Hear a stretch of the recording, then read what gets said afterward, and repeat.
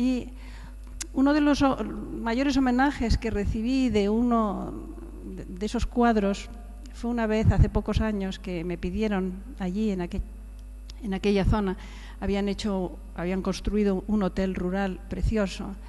Me pidieron que para la inauguración llevara cuadros, y llevé muchos cuadros, muchos de ellos de nieve. Era un marco incomparable porque había paredes altas y algunas de ellas no eran blancas, sino que eran de piedra, rojo oscuro, negro, gris, con lo cual mis cuadros de nieve quedaban allí preciosos. Estaba yo un día sentada en la barra del bar del hotel y veía, a la entrada del hotel había una pared muy grande de esas características, y yo había colgado ahí un cuadro de 2 metros por 2 metros, que era un paisaje nevado, pero más que un paisaje, yo diría un espacio nevado. Y yo no veía el cuadro, pero vi entrar un paisano del lugar y mirar aquel cuadro y quedarse como embelesado mirándolo.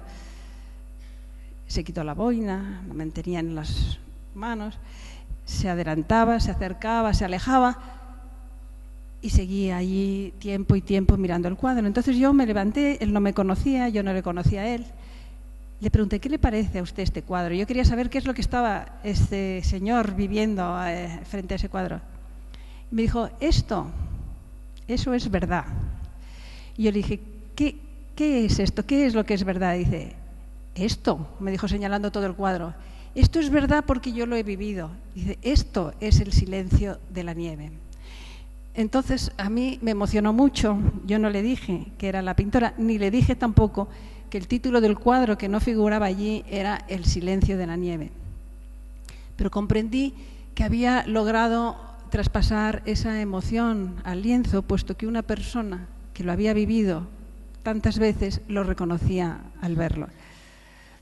Bueno, pues de ese tipo de homenajes son de los que yo más me he alimentado para seguir creando. Dejé en un momento dado de pintar. Mis últimos cuadros, que se llamaban Paisajes interiores, eran ya tan silenciosos que pensé, bueno, yo tenía ganas de seguir hablando y cogí la escritura que me llevaba esperando desde hacía tanto tiempo. Mi primer libro, De Oca a Oca, se alimenta de aquellas experiencias que viví en la Sierra de los Ancares y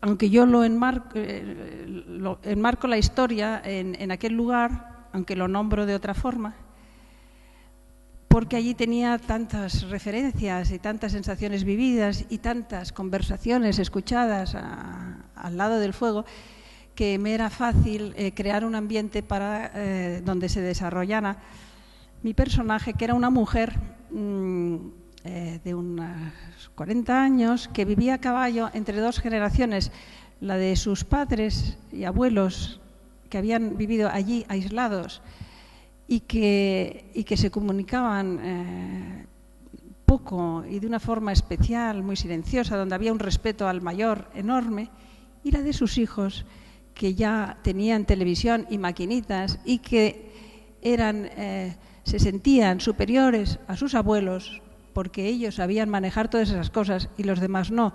Y la experiencia del abuelo ya no les servía porque el tipo de vida que vivían allí ya era una vida muy diferente a la que el abuelo había vivido. Entonces, bueno, escribí este libro con tratando de trasladar estas sensaciones. Después, mi madre se vino a vivir con nosotros a mi casa.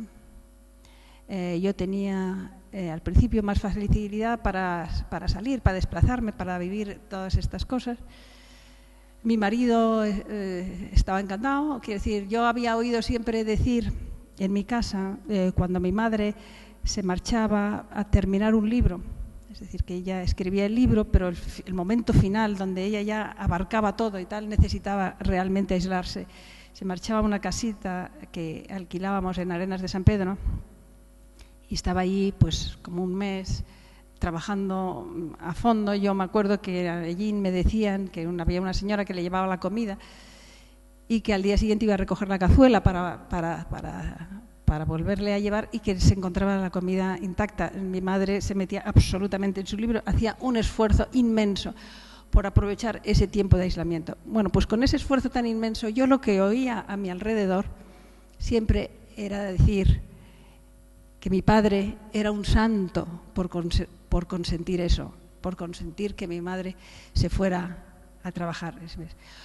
Con lo cual yo inconscientemente consideraba un santo a mi marido por dejarme también marcharme de vez en cuando y tal, lo cual creó un equilibrio muy bueno porque yo estaba encantada con él y él encantado con lo que yo hacía.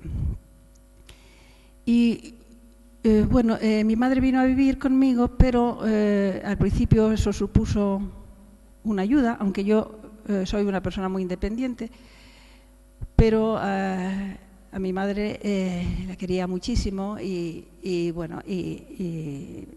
tuvimos unos años buenos de convivencia. Luego ella empezó a necesitarme terriblemente, es decir, a depender absolutamente de mí, y con lo cual yo terminaba la dependencia de mis hijas y empezaba la dependencia de mi madre. Eso también nos toca mucho a las mujeres, es decir, ese es un tema que aunque hay hombres que efectivamente también se ocupan de sus padres, pero suele ser hombres o solteros y sin hermanas. Si hay una hermana por medio o hay una mujer que se ocupe de la suegra, pues perfecto, porque eso es como lo establecido. En mi caso, claramente, era yo la que iba a ocuparme de mi madre en un sentido. Mi marido me ayudó muchísimo porque se ocupaba de toda la parte de relación mi madre con editorial, con agencia, con tal. Él cogió una parte, por lo que mi madre estuvo siempre agradecidísima, y además de que era de una ternura y de un gran cariño hacia ella, pero yo era la responsable de estar con ella y de cuidarla. Entonces, apareció en mi vida otro tema de inspiración, y fue el Camino de Santiago. Yo empecé, la primera vez fuimos solamente 3 días a una excursión así larga andando y me resultó muy bonito, y entonces decidimos hacer el Camino de Santiago. Como a mi madre no me la podía llevar al Camino de Santiago, un hermano o una hermana mía se ocupaban en ese momento. Si yo me hubiera ido a una playa, mi madre habría venido con nosotros también. Bueno, pues ese Camino de Santiago supuso para mí otra vez una liberación, porque otra vez yo podía ver la vida sin el peso de no poder separarme de situaciones que yo no quería contar. Yo quería contar otra cosa. Entonces el Camino de Santiago empezó a ser habitual para nosotros. Nos íbamos en distintos veranos, pues hicimos como 8 o 9 caminos de Santiago, por un lado, por otro. Las experiencias allí son magníficas, son extraordinarias. Y luego hice yo un camino yo sola, desde Roncesvalles hasta Finisterre, 34 días andando sola, encontrándome con las situaciones a partir de mi punto de vista y nada más. Y claro, después de eso escribí un libro que recogía no mis experiencias del camino, pero sí que puse a andar ahí a unos cuantos personajes cruzándose y contándose historias y podía hacerles circular por allí perfectamente, porque yo conocía aquello y yo sabía qué sensaciones y qué sentimientos andan en el Camino de Santiago. Entonces ese libro, el resultado fue el libro Por el Camino de las Grullas. Yo ya había conseguido la situación económica, iba mejorando en la familia, ya teníamos una casa más grande y ya yo pude aprovechar una oficina que dejaba libre mi marido para montarme el estudio fuera de casa, en un pequeño apartamento a orillas del río Manzanares en Madrid.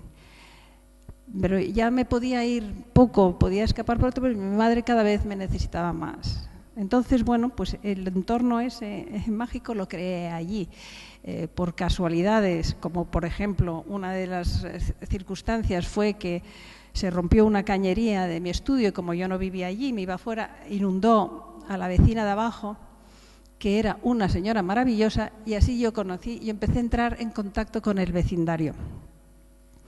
Entonces unas cuantas personas del vecindario, de la calle esta, del Paseo de la Florida, que todavía era como un barrio de Madrid y que se vivía vida muy de barrio, casi vida de pueblo, nos reuníamos en un café a la hora del café y charlábamos de muchos temas, charlábamos mucho de arte, porque entre ellos había algún artista, y charlábamos también de otros temas muy diversos.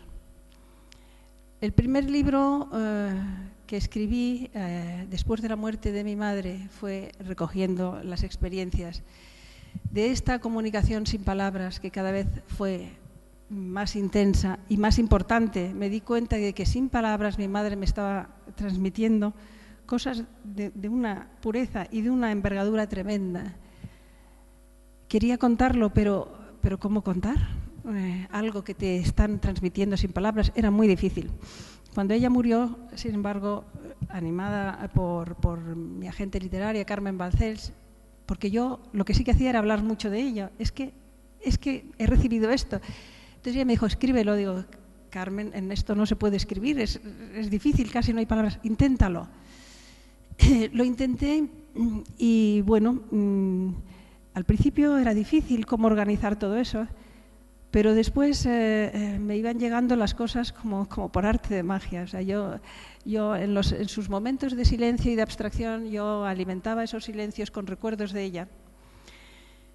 Y había épocas de su vida que yo no tenía mucha referencia, y de repente me llamaba un amigo o una amiga de mi madre y me decían, oye, tengo una correspondencia con tu madre que me gustaría que la tuvieras tú.